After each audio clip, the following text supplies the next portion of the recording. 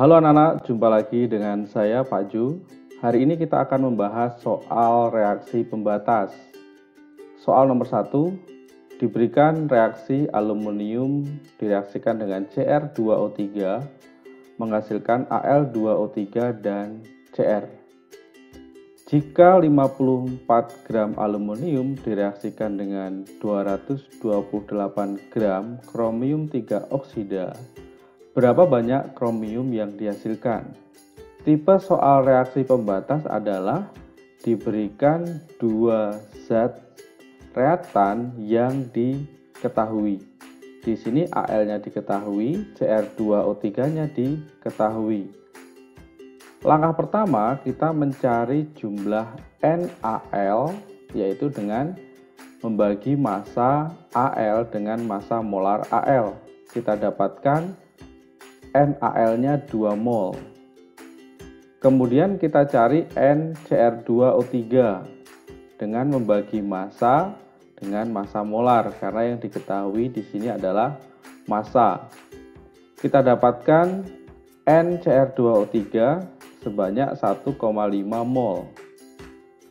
Kemudian kita tuliskan persamaan reaksi. Jangan lupa disetarakan. Setelah disetarakan, kita tuliskan kondisi awal. Kondisi awal, Al-nya terdapat 2 mol, Cr2O3-nya 1,5 mol. Sedangkan Al2O3 dan Cr belum terbentuk. Dari perbandingan koefisien Al dan Cr2O3 2:1, maka dari sini yang menjadi pereaksi pembatas adalah Al, karena kalau Al-nya 2 mol, maka Cr2O3-nya 1 mol. Kalau yang habis Cr2O3 1,5 mol, maka dibutuhkan Al sebanyak 3 mol. Namun Al-nya yang ada hanya 2 mol, maka yang menjadi reaksi pembatas adalah Al. Sehingga di dalam reaksi, Al-nya yang bereaksi 2 mol, Cr2O3-nya 1 mol, perbandingan koefisien 2:1, Al2O3-nya 1 mol, Cr-nya 2 mol. Sehingga pada saat akhir kita dapatkan Al-nya habis, Cr2O3-nya sisa 0,5 mol, Al2O3-nya 1 mol, dan Cr-nya 2 mol. Yang ditanyakan adalah berapa banyak kromium yang dihasilkan. Kromium yang dihasilkan jumlahnya 2 mol. Kita konversi ke dalam bentuk massa, yaitu NCr dikali massa molar Cl. Maka kita dapatkan massa kromium hasil reaksi sebanyak 104 gram. Soal nomor 2. Sebanyak 3 gram logam magnesium ditambahkan ke dalam 10 ml larutan HCl 2 molar, menghasilkan gas H2 dalam keadaan standar.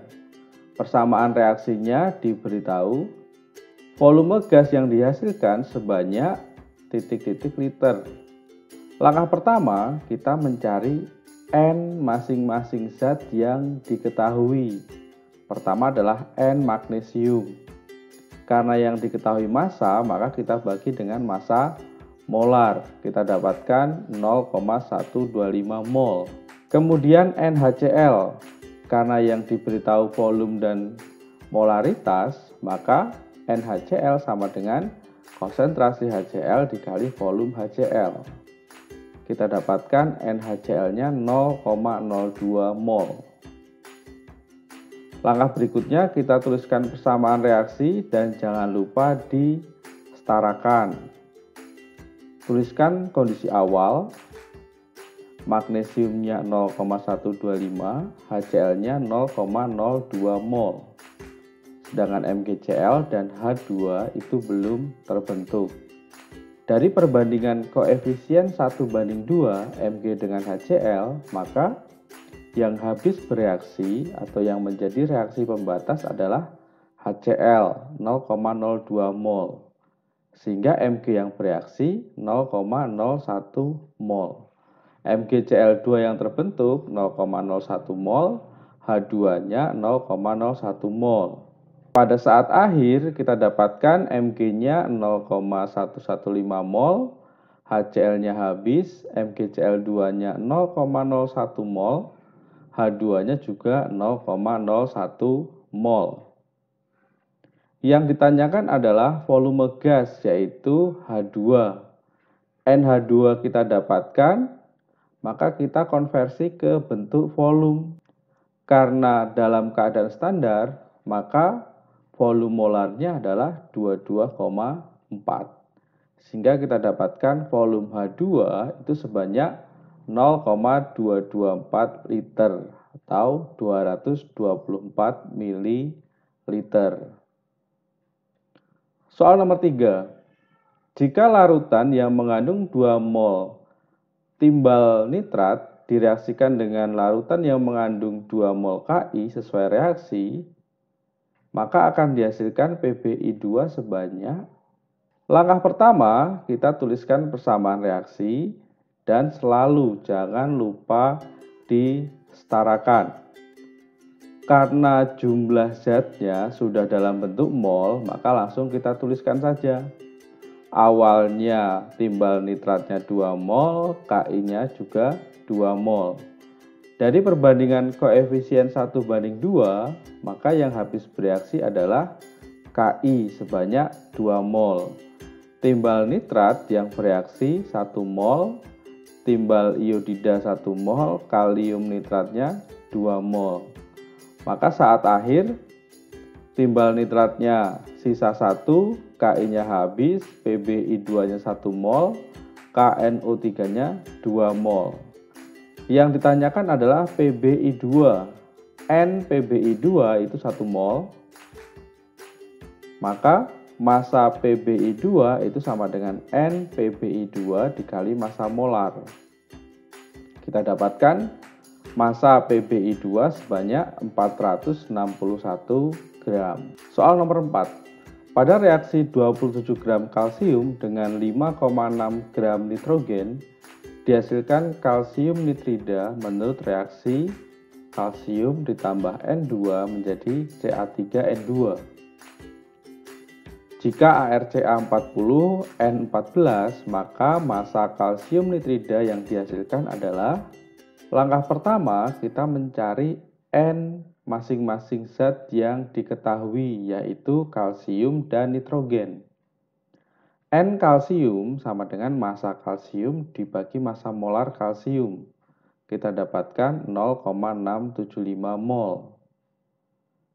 N2 itu massa N2 dibagi massa molar N2. 5,6 gram dibagi 28 gram per mol. Jangan lupa di sini nitrogen itu N2, maka massa molarnya 14 dikali 2. Kita dapatkan 0,2 mol. Langkah selanjutnya kita tuliskan persamaan reaksi dan jangan lupa disetarakan. Kita tuliskan kondisi awal 0,675 mol, N2-nya 0,2 mol. Dari perbandingan koefisien 3:1, maka yang menjadi reaksi pembatas adalah N2. Karena kalau N2-nya 0,2 mol, Ca-nya 0,6 mol.